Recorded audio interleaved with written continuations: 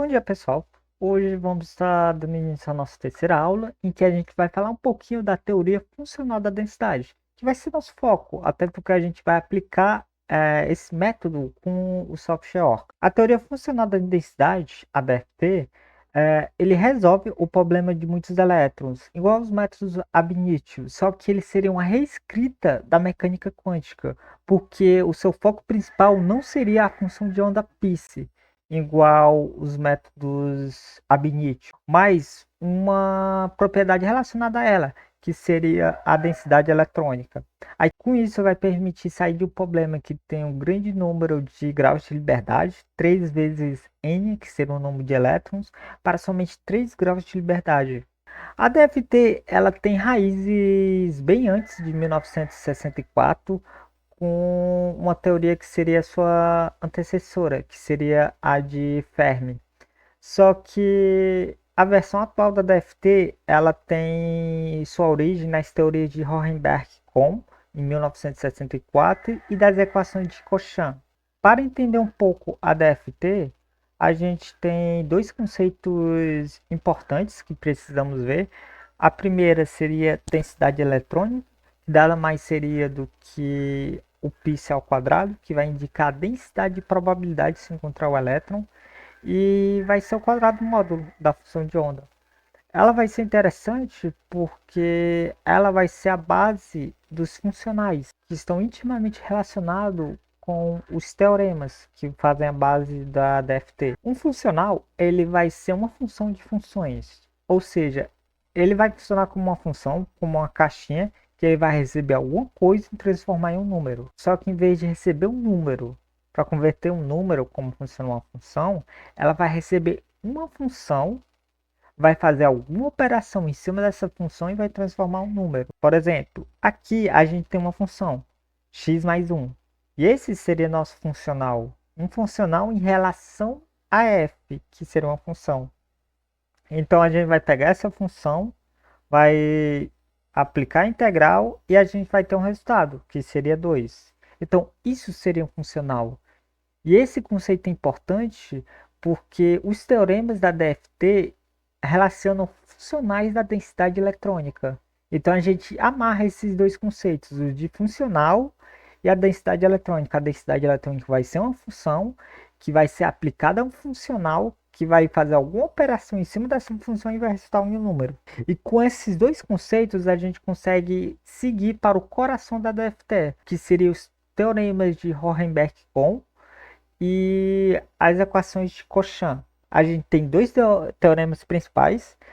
Essa parte eu peguei desse livro, que é bem interessante, que seria a Teoria Funcional da Densidade, uma introdução prática. Então eu recomendo essa leitura. E o primeiro seria que a energia no estado fundamental da equação de Schrödinger é um funcional único da densidade eletrônica. Ou seja, isso quer dizer que a densidade eletrônica no estado fundamental determina todas as propriedades. Então, em vez de usar uma função de onda, um π, que tem 3 vezes o número de elétrons de graus de liberdade, a gente consegue usar a densidade eletrônica, que só tem como grau de liberdade as coordenadas espaciais, que seriam 3, x, y e z, se estiver no plano cartesiano. Isso é fantástico. Aí o outro teorema que garante que achar a densidade ideal de um funcional seja um problema variacional. Ele diz que a densidade eletrônica que vai minimizar um funcional universal corresponde exatamente à densidade eletrônica do real do sistema, que seria a densidade eletrônica da solução da equação de Schrödinger. Então, com isso, a gente teria um problema variacional. A gente pode ficar, por exemplo, chutando vários valores de densidade eletrônica e aquela densidade que minimizar a energia do meu funcional de energia vai ser a densidade real do sistema. E um ano após a gente ter a publicação desse teorema, o Kohn, junto com seu doutorado, o Chan, eles lançam as equações de Cauchy, que formam, junto com os teoremas, a base da DFT. Essas equações precisam ser resolvidas de forma interativa, então a gente tem que aplicar o método do campo autoconsistente aqui também. E a gente vai surgir aqui com um conceito muito importante na hora da aplicação, porque quando a gente estiver utilizando o Orca, a gente vai precisar escolher os funcionais. E os funcionais seriam aqueles de troca e correlação, que vai aparecer aqui para a determinação do potencial de troca e correlação, ok? E falando de funcionais, eu queria destacar que existe uma classificações dos diferentes funcionais, porque existem muitos funcionais que a gente pode selecionar. Normalmente esses funcionais são classificados em uma escada de Jacob, em que temos aqueles funcionais mais simples que não vão nos dar tanta precisão e aqueles funcionais que são extremamente modernos e permitem uma grande precisão, só que com um grande custo computacional.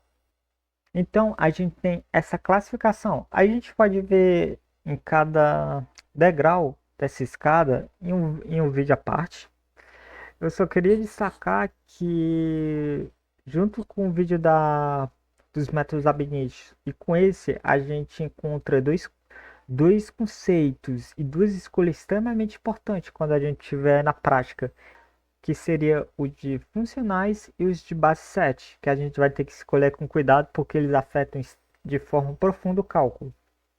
Os base sets afetam porque eles estão intimamente relacionados com a representação dos orbitais, e os funcionais porque eles vão afetar o potencial de troca e correlação do nosso cálculo. Ok? Então, por essa aula seria isso. Eu queria mostrar um pouco para vocês sobre o método da DFT e sobre os funcionais. Para a parte prática, o que eu queria que vocês soubessem seria basicamente isso, dos métodos. Então, muito obrigado pela atenção e até a próxima.